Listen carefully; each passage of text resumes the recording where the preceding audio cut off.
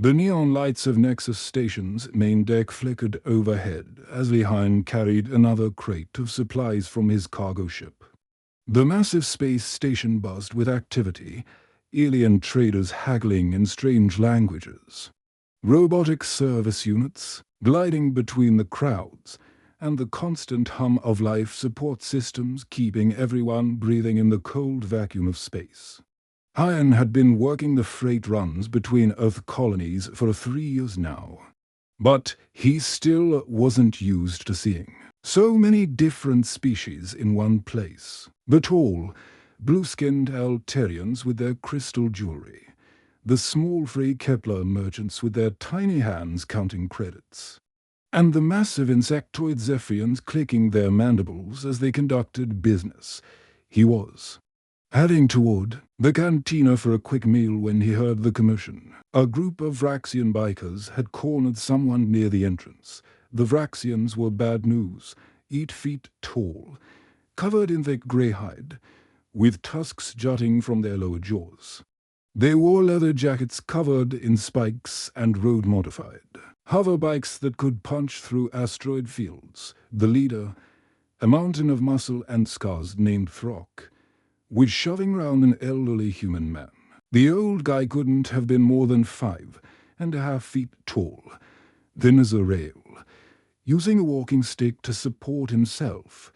His grey hair was neatly combed, and he wore a simple brown jacket that had seen better days. "Move it, old-timer," Throck growled in broken standard. "Vraxians drink first." The elderly man, Park Woojin, tried to step aside politely. "Of course, please go ahead." But Throck wasn't satisfied with politeness. With a cruel laugh, he planted his massive hand on Park's chest and shoved hard. The force sent the 80-year-old human flying backward. Park hit the metal deck with a sickening thud, his walking stick clattering away across the floor. The cantina fell silent. Every conversation stopped. Even the background music from the jukebox seemed to fade away. Dozens of aliens and humans watched as the old man struggled to get up. His face twisted in pain. Throck's gang erupted in laughter. The sound echoed off the station walls like the roar of wild beasts. Other Vraxians in the area joined in, slapping their knees and pointing at the fallen human. A few Zephyrians clicked their approval, and even some of the smaller species seemed to find it amusing. Most of the humans in the crowd looked away, pretending they hadn't seen anything. The few who met Hyun's eyes quickly looked down at their feet. Nobody wanted trouble with Vraxian gangs. These weren't just any aliens. They were known across 3-star systems for their violence. Their home planet was a wasteland of constant tribal wars, and they brought that savage culture wherever they went. Hyan felt his blood boiling. He dropped his supply crate and pushed through the crowd toward the fallen veteran. His heart pounded as he knelt beside Park, offering his hand. "Here, let me help you up, sir." Park Woojin looked up with sharp, intelligent eyes that seemed to see right through Hyan. Despite the obvious pain, there was no self-pity in his expression as Hyan helped him to his feet. He noticed the old man's hands, weathered and scarred, with faded tattoos peeking out from under his sleeves. Military ink, the kind soldiers got during long deployments in deep space. "Thank you, young man," Park said with quiet dignity. His voice was steady despite what had just happened. Hyan retrieved the walking stick and handed it over. "Are you hurt? Should I call medical?" "I've survived worse," Park replied, testing his weight on the stick. He looked over at Throck, who was still laughing with his gang, completely ignoring the human he'd just assaulted. "Some fights aren't worth having, young man." The words hit Hyan like a punch to the gut. Here was an old soldier, probably a veteran of the colony wars, being treated like garbage by alien thugs, and everyone, including other humans, just stood by and watched as Park limped away toward the residential section of the station. Hyan noticed how straight he kept his back despite the pain. The old man moved with the careful precision of someone who had spent decades in military service. Even as his body betrayed him with age, Throck called out after him in his guttural voice, "Next time, crawl faster, human." His gang exploded in fresh laughter. The sound followed Park down the corridor like a pack of hyenas mocking a wounded lion. Hyan stood there, fists clenched, watching the old veteran disappear round a corner. The injustice of it burned in his chest like molten metal. A man who had probably fought to protect human colonies, who had served his species with honor, reduced to being a target for alien bullies. The crowd began to disperse, conversations resuming as if nothing had happened. Business as usual on Nexus Station, but Hyan couldn't shake the image of Park hitting the deck, all the quiet dignity with which he'd handled the assault.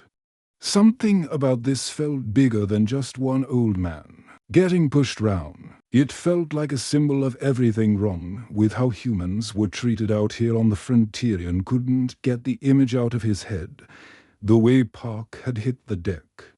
The sound of his walking stick clattering across the metal floor, and worst of all, the quiet dignity with which the old man had handled it all. Something about that moment felt wrong on a level that went deeper than just witnessing bullying. He found himself following Park from a distance, weaving through the crowds of aliens and humans moving through Nexus Station's corridors. The old veteran moved slowly but with purpose, his walking stick tapping a steady rhythm against the deck plates. Hyan noticed how other humans nodded respectfully when they passed Park, as if they recognized something in him that the aliens had missed. Park entered the medical bay section of the station, a sterile white area filled with healing pods and diagnostic equipment from a dozen different worlds. The smell of antiseptic and ozone hung in the air, mixed with the strange chemical scents that came from treating non-human patients. Hyan hesitated at the entrance. Was he being too nosy? But something drove him forward. Maybe it was the anger still burning in his chest, or maybe it was genuine concern for the old man's welfare. He found Park sitting alone in the medical bay's small waiting area, staring at a cup of coffee that looked like it had been sitting there for an hour. The liquid was black as space and probably tasted just as bitter. "Mind if I sit?" Hyan asked, gesturing to the chair across from him. Park looked up and smiled, a real smile this time. Not the polite mask he'd worn in the cantina. "Of course, you're the young man who helped me up. I should thank you properly. Anyone would have done the same thing," Hyan said, settling into the chair. The medical bay was quieter than the rest of the station, with only the soft hum of life support systems and the occasional beep from monitoring equipment. Actually, most people wouldn't have. Park replied, taking a sip of his coffee and wincing slightly. "Station coffee is terrible, but it's all they have here. The Kepler merchants refuse to import Earth beans because they say the smell makes them sick." Hyan laughed despite himself. "I noticed that. Been drinking recycled protein shakes." For weeks, they sat in comfortable silence for a moment, watching medical robots glide past carrying supplies and equipment. The robots were sleek silver things, about 4 feet tall, with multiple arms that could perform complex surgical procedures. They moved with perfect precision, never bumping into each other or the biological medical staff. "Can I ask you something?" Hyan said finally.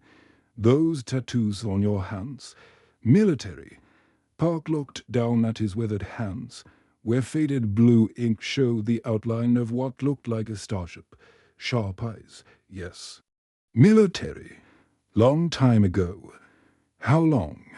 43 years. "Of service. Started as a private, ended up as a colonel." Park's voice carried a weight that spoke of decades in deep space, of battles fought in the dark between stars. Retired 12 years ago, but the service never really leaves you. I leaned forward. What unit? Titan Defense Force. We were stationed on the outer rim, protecting the mining colonies from raiders. Park's eyes grew distant. Spent most of my career out there in the black, keeping the shipping lanes safe for people like you. The words hit Hyan like a plasma bolt. Titan Defense. Every human in the galaxy knew that name. They were legends, the soldiers who had held the line during the worst of the colony wars, when alien raiders had threatened to wipe out human expansion into deep space. Your Colonel Park Wujin. Hyan whispered, the hero of Titan Prime. Park's expression didn't change, but something flickered behind his eyes. That was a long time ago. You saved 10,000 civilians when the Vraxian fleet attacked the mining station. Your battalion held them off for 6 hours while the evacuation ships launched. Hyun's voice was filled with awe. Every kid in the colonies learns about that battle in school. I lost my entire battalion in that fight. Park said quietly. 800 good soldiers. I was the only one who made it to the evacuation ship. He took another sip of coffee. His hands remarkably steady. The medals they gave me feel pretty hollow when I think about the men and women who didn't come home. Hyan sat back in his chair, trying to process what he'd just learned. The old man that Throck had shoved around like a piece of garbage was one of the most decorated soldiers in human history. A man who had literally saved thousands of lives and helped secure humanity's place in the galaxy. So what brings you to Nexus Station? Hyan asked. Park pulled out a small container of pills from his jacket pocket. Medical treatments. The kind of fighting we did out on Titan. It takes a toll on the body. Radiation exposure. Combat injuries. Stress fractures from zero-G maneuvers. I come here every few months for treatments that keep me walking. Why here? Earth has better medical facilities. Earth doctors ask too many questions. Here, they just scan your credit chip and give you what you need. Park shook the pill container, and it rattled like dice. Plus, the treatments here work on alien physiology too. Sometimes cross-species medicine finds solutions that human doctors miss. As they talked, the medical bay's main door slid open and a family of humans entered. A mother, father, and 2 young children. The parents looked nervous, glancing round as if they expected trouble. The children stayed close to their mother's legs. Been seeing a lot more of that lately, Park observed, nodding toward the family. A lot more of what? Fear. Human families scared to move around the station. It wasn't like this 6 months ago. Park's eyes tracked the family as they approached the reception desk. Something's changed. As if summoned by their conversation, the sound of heavy footsteps echoed through the corridor outside. Throck and 3 of his gang members appeared in the medical bay entrance, their massive forms blocking most of the doorway. The human family immediately moved to the far corner of the room. Well, Throck rumbled in his broken standard. Old humans still walking round. Good thing Vraxians don't hit hard enough. His gang laughed, the sound harsh and grating in the quiet medical bay. The medical robots paused in their work, their sensors detecting the elevated stress levels in the room. We should report this to Earth Command. Hyan whispered urgently to Park. This isn't random bullying. They're systematically targeting humans. Park watched as Throke's gang moved through the medical bay, intimidating patients and staff alike. The alien security forces were nowhere to be seen, as usual. The pattern was becoming clear. Humans were being pushed round, shaken down and threatened, while the authorities looked the other way. My fighting days are over, son, Park said sadly, his hand tightening on his walking stick. I'm just an old soldier trying to get his medicine and go home. But Han could see something in the old colonel's eyes, a spark that suggested his. Fighting days might not be as over as he claimed. That evening, Hyan returned to his small quarters aboard his freight ship. But sleep wouldn't come. Every time he closed his eyes, he saw Park hitting the deck, heard Throke's cruel laughter echoing through the cantina. The injustice of it all burned in his chest like a plasma fire that wouldn't go out. What he didn't know was that 3 decks below, in the station's secure communication center, Park was far from the helpless old man he appeared to be. The communication booth was barely large enough for one person. Lined with signal-dampening materials that prevented eavesdropping, Park's fingers moved across the encryption keyboard with the speed and precision of someone who had been sending classified messages for decades. His medical appointment had been real, but it was also perfect cover for his true mission. The holographic display flickered to life, showing a secure connection to Earth Command Intelligence Division. The face that appeared was stern and weathered. Admiral Lee Dong-Soo, Director of Colonial Security Operations. Colonel Park, reporting as scheduled, Park said, his voice now carrying the crisp authority that had once commanded battalions. Go ahead, Colonel. What's the situation on Nexus Station? Park's report was thorough and professional. He detailed the intelligence he'd gathered over the past month, alien smuggling operations, illegal weapons trafficking, and the growing anti-human sentiment among certain species. But then his voice took on a hard edge. There's something else, Admiral. Systematic harassment of human civilians has escalated significantly. Vraxian gangs are specifically targeting our people, traders, families. Even elderly veterans. Station security is either compromised or deliberately ignoring the situation. Admiral Lee's expression darkened. Casualties? Not yet, but it's escalating. Today I witnessed and personally experienced unprovoked assault. The pattern suggests organized intimidation designed to drive humans off the station entirely. Names and details. Colonel, Park provided everything. Throke's gang, their methods, the failure of station security to respond. He uploaded video, files from his hidden recording devices, showing the attacks on human civilians that had been happening for weeks. Admiral, request permission to extend my mission and gather more intelligence. Negative. Colonel, you've done enough. Extraction team is already being deployed. Park raised an eyebrow. In 43 years of service, he'd rarely seen Earth Command move that fast. Extraction team, stand by. The transmission switched to a different channel, and suddenly Park was looking at the bridge of a warship, the UES Thunder. A Phantom-class stealth destroyer was barely visible against the star field behind it. Its hull was matte black, designed to absorb sensor waves and hide in the darkness between worlds. Commander Kim So-Ra stepped into view, her uniform bearing the insignia of Terran Special Operations at 35. She was young for a destroyer, Commander, but her eyes held the cold competence of someone who had led missions in the most dangerous corners of the galaxy. Colonel Park, this is Commander Kim. We received your report 23 minutes ago.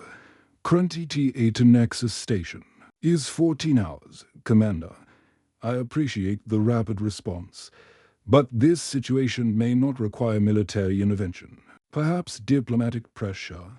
Colonel, Kim interrupted, her voice cutting through space like a laser.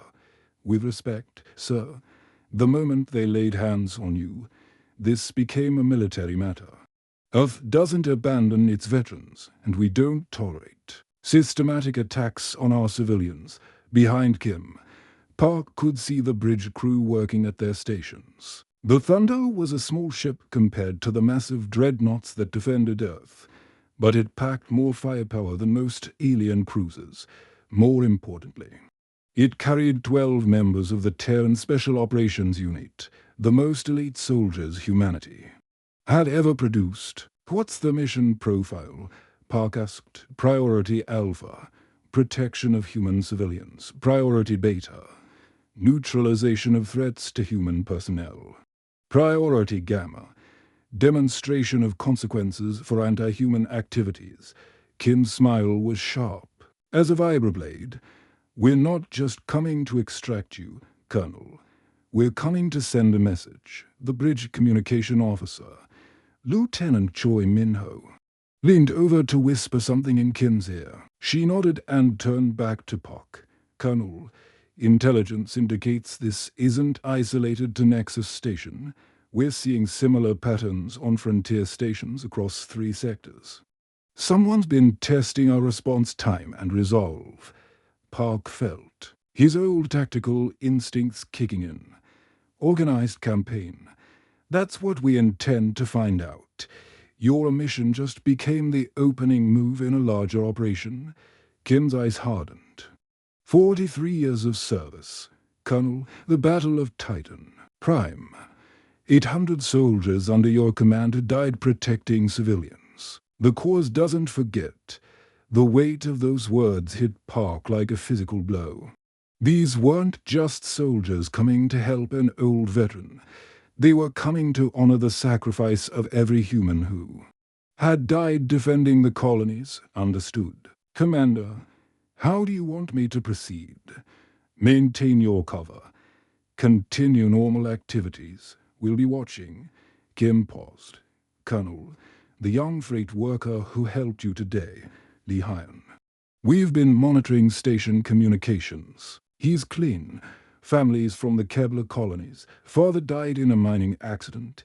Mother remarried a good man. Kid's been working freight runs for 3 years. Clean record. Park nodded. Earth Command's intelligence network was more thorough than most people realize. One more thing, Colonel, Kim added. The Vraxian who assaulted you, Throck, his gang has been linked to 17 separate incidents against human civilians in the past 2 months, 3 hospitalizations, property destruction, and systematic extortion of human businesses. Rules of engagement, minimum necessary for us to neutralize the threat and protect civilians. But Colonel, Kim's smile turned predatory. We're Terran Special Operations. We don't exactly have a reputation for gentle handling of threats to our people. The transmission ended, leaving Park alone in the communication booth for the first time in years. He felt the familiar tension that came before combat operations. Somewhere in the darkness between stars, 12 of humanity's most dangerous soldiers were racing toward Nexus Station. The aliens had no idea what was coming. Park made his way back to his quarters, walking with the same careful limp he'd maintained for weeks. His cover was still intact, his mission still active. But now, he knew that in less than 14 hours, the balance of power on Nexus Station was about to shift dramatically. He thought about Han, sleeping somewhere in the freight docks, probably still angry about the injustice he'd witnessed. The young man had no idea that his simple act of helping an old veteran had just triggered a military response that would echo across the galaxy. Earth protects its own, and tomorrow everyone on Nexus Station was going to learn exactly what that meant. The next morning, Nexus Station buzzed with its usual chaos. Alien traders haggled over exotic goods. Robotic cargo handlers moved supplies between dock ships, and the endless stream of travelers from across the galaxy went about their business. Everything seemed normal on the surface, but 12 new rivals had docked during the night shift. They came aboard a battered freighter that looked like it had seen better days. Its hull scarred from asteroid impacts and painted with the faded colors of an independent trading company. The ship's manifest listed them as merchants from the Outer Rim colonies, carrying a cargo of rare minerals and looking to make deals.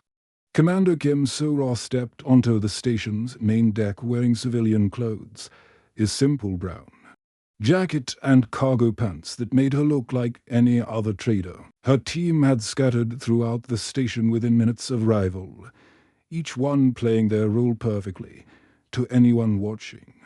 They were just another group of humans trying to make a living on the frontier.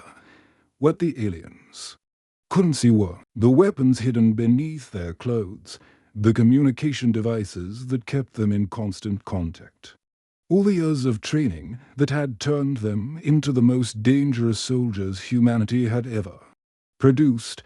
Lieutenant Park Jin-woo positioned himself near the cantina, pretending to study a datapad while keeping watch on Throk's usual hangout spot. Sergeant Kim Hae-jin browsed the market stalls, her enhanced hearing picking up conversations in a dozen alien languages. The rest of the team spread out through the station's key areas, creating an invisible net of surveillance. They didn't have to wait long. Hyan was heading to the docking bay to check on his ship when he saw it happen. An elderly human woman, maybe 70 years old, was walking slowly through the main corridor with a small bag of supplies. She looked like someone's grandmother, grey hair pulled back in a neat bun, wearing a faded floral dress that had probably been pretty once. Throk and 6 of his gang members were lounging near the entertainment district when they spotted her. The massive Vraxian's eyes lit up with cruel amusement as he pointed her out to his friends. "Look, another slow human," he rumbled in his broken standard. "These old ones make good sport." The grandmother didn't even see them coming. She was focused on not dropping her bag, moving carefully on legs that weren't as steady as they used to be. When Throk stepped directly in front of her, she looked up with the patient expression of someone who had dealt with bullies before. "Excuse me, please," she said politely. Trying to step round him, Throk grabbed her bag and dumped it on the floor. Medical supplies, food packets, and personal items scattered across the deck. "Vraxians walk first, old human. You wait," the woman bent down slowly to gather her things. "Of course, I understand." But that wasn't enough for Throk. With a laugh that echoed off the station walls, he shoved her hard. The elderly woman flew backward, hitting the wall with a sickening thud before sliding to the floor. Her head struck the metal deck with a sound that made everyone nearby wince. "Next time." "Crawl faster," Throk bellowed, his gang exploding in laughter. The woman lay still for a moment, blood trickling from a cut on her forehead. When she tried to sit up, her movements were shaky and confused. Hyan started forward, but someone beat him to it. Commander Kim So-ra appeared at the woman's side as if from nowhere, kneeling down to check her injuries. Her movements were gentle, but professional. Clearly someone with medical training. "Easy. Ma'am, let me help you," Kim said softly, supporting the woman as she sat up. "Can you tell me your name, Lee?" "Lee Sanya," the woman whispered, touching her bleeding forehead. "I think I'm okay." "No, you're not okay," Kim replied, her voice still gentle but with an edge of steel underneath. "And that's not okay either." She helped Lysanya to her feet and made sure she was steady before turning to face Throk. The Vraxian was still laughing with his gang, completely unaware that his world was about to change forever. "Hey," Kim called out, her voice carrying clearly across the corridor. Throk turned, annoyed at being interrupted, when he saw the human woman who had helped the old grandmother. His expression shifted to predatory interest. "What you want, human?" "Female. I want you to apologize to this lady." The corridor fell silent. Even the background hum of the station systems seemed to fade as every conversation stopped. Aliens and humans alike turned to stare at the small human woman facing down 7 massive Vraxian bikers. Throk's laughter was like the sound of grinding metal. "You joke?" "Yes." Tiny human tells Throk what to do. "I'm not joking." That was when Throk noticed the other humans. They had appeared from nowhere, surrounding his gang in a perfect circle. 12 humans against 20 aliens. Normally suicide odds. But something about these humans was different. They moved with a precision that spoke of military training, their eyes scanning for threats with the efficiency of predators. Lieutenant Park Jin-woo stepped up beside Kim. His casual merchant disguise not quite hiding the way he balanced on the balls of his feet. "Problem, Commander, these gentlemen were just about to apologize to Mrs. Lee," Kim replied, never taking her eyes off Throck. Throck's gang began to spread out, sensing the change in atmosphere. But every move they made was matched by the humans, who seemed to anticipate their actions before they made them. The Vraxians had size and strength, but the humans moved like they were connected by an invisible network. "Humans think they tough," Throck snarled, his tusks gleaming. "We show you what tough means." He lunged forward with the speed of a charging rhinoceros, his massive fist aimed at Kim's head. It should have been an easy victory. Eat feet of alien muscle against a human woman half his size. Instead, Kim slipped aside like water, her hand striking 3 precise points on Throck's arm as he passed. The Vraxian's roar of rage turned into a scream of pain as his entire arm went numb and useless. That was the signal. What happened next wasn't a fight. It was a demonstration. The 12 humans moved as one unit, flowing round their opponents. Like a perfectly choreographed dance of destruction, every strike was calculated, every movement designed for maximum efficiency. Sergeant Kim Hae-jin grabbed a Vraxian twice her size and used his own momentum to send him crashing into a bulkhead. Lieutenant Park Jin-woo disabled 3 aliens in rapid succession, each one dropping to the deck clutching injured limbs. The rest of the team worked with the same lethal precision, turning the corridor into a battlefield where only one side knew how to fight. The aliens had strength and numbers, but they were street fighters used to intimidating weak targets. These humans were soldiers who had fought in real wars against enemies that wanted to wipe humanity from the galaxy. Within 60 seconds, 19 alien gang members were on the ground, groaning in pain or unconscious. None of them were dead. The humans had been careful about that, but all of them would remember this lesson for the rest of their lives. Throck found himself on his knees in the center of the corridor, his gang scattered round him like broken toys. Commander Kim So-ra stood over him, not even breathing hard from the encounter. "Please," Throck gasped, his earlier arrogance completely gone. Blood trickled from his nose, and his eyes were wide with fear. "Mercy, please, mercy." The great Vraxian warrior, who had terrorized humans for months, was begging for his life from a woman he could have crushed with one hand. But he had learned what every alien in the galaxy would soon discover. When humans decided to fight back, size didn't matter, only skill mattered. And humans had been perfecting the art of war for thousands of years. Commander Kim So-ra looked down at the massive Vraxian warrior who was now cowering on his knees, begging for mercy. The same alien who had been terrorizing humans for months was reduced to whimpering like a scared child.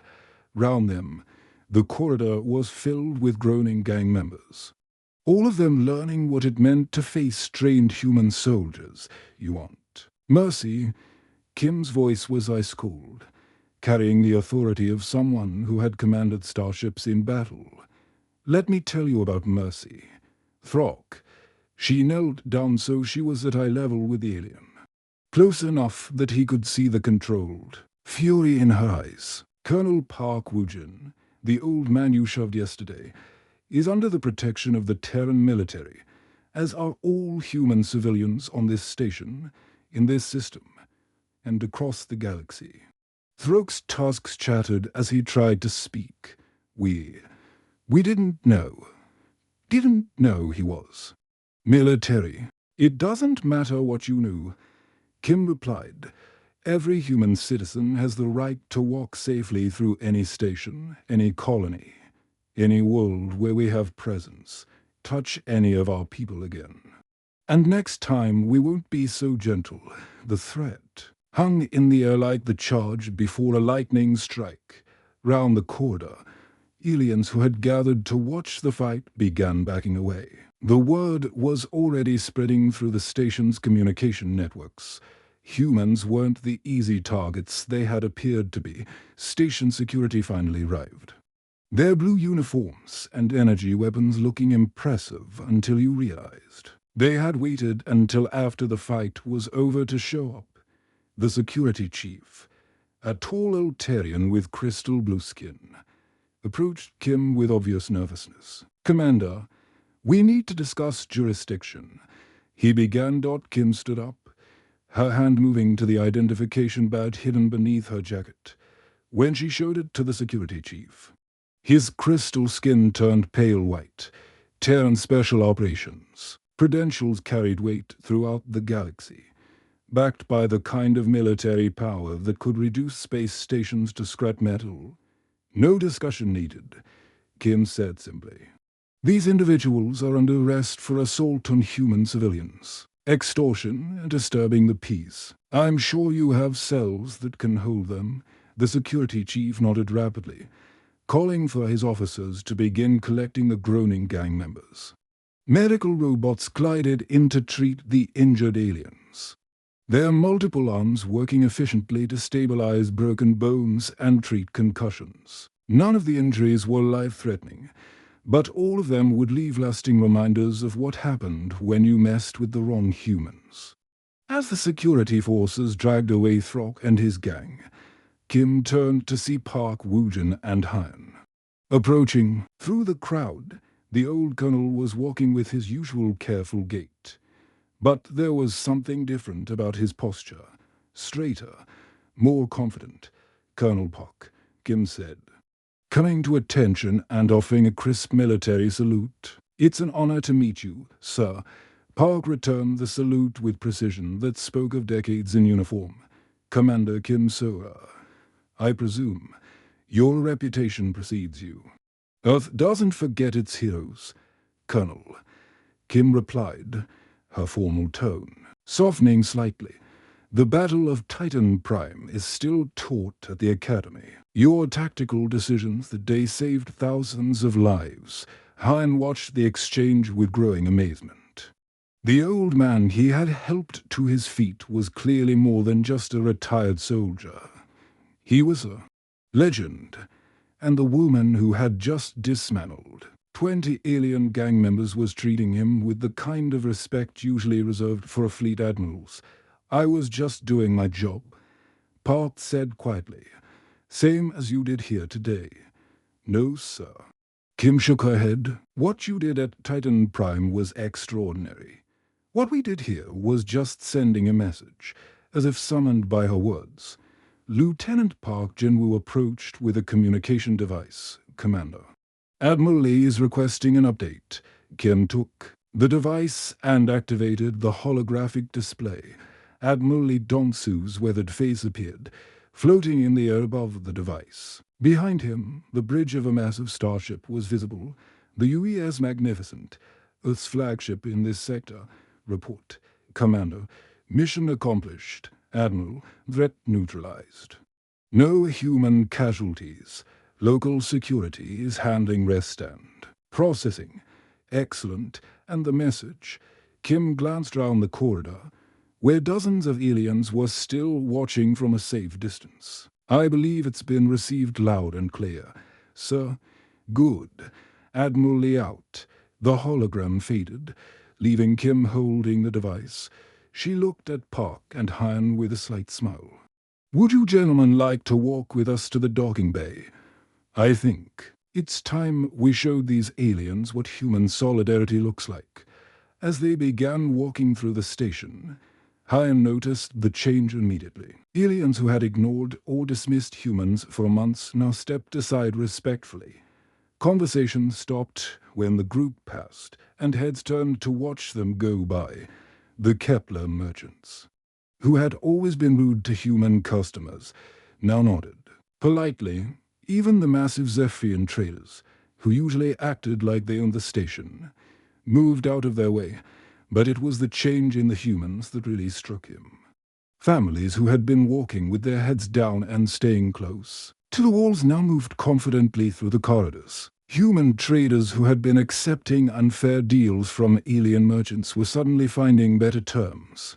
Children who had been scared to play in the common areas were laughing and running round freely. Hell, look at that, Hyan said, pointing to a group of human children playing near the fountain in the station central plaza. Yesterday they were too scared to leave their quarters, Park smiled. And for the first time since Hyan had met him, the old colonel looked truly happy. Word travels fast on a space station. By now, every alien on this platform knows what happened to Throke's gang. They also know that those children, those families, those traders, they're all under the protection of the Terran military. Commander, Kim nodded. That's the real message we came to deliver. It's not about showing off our combat skills or intimidating people. It's about making sure everyone understands that humans look out for each other. They reached the docking bay where Kim's ship was berthed. The battered freighter that had looked so ordinary when it arrived now seemed somehow more imposing. Hyan could see the subtle modifications that marked it as a military vessel. The extra sensor arrays, the concealed weapon ports, the reinforced hull plating. "Will you be staying long?" Park asked. "Long enough to make sure the message sticks," Kim replied. "We'll be conducting routine patrols in this sector for the next few weeks, just to make sure our new friends remember their manners," as Kim's team prepared to board their ship. She turned back to Park one more time. "Colonel, if you ever need anything at all, Earth Command is just a transmission away. The cause takes care of its own." Park straightened to attention and saluted. "Understood, Commander, and thank you." Kim returned the salute, then extended her hand to Hyan. "Take care of the Colonel. Mistily, heroes like him are the reason we can sleep safely at night," as the military team departed. Hyan and Park walked slowly back through the station. The transformation was remarkable. Humans moved with confidence, aliens treated them with respect, and the atmosphere of fear that had hung over the human community for months was completely gone. "I have to ask," Hyan said as they reached the cantina where it all began.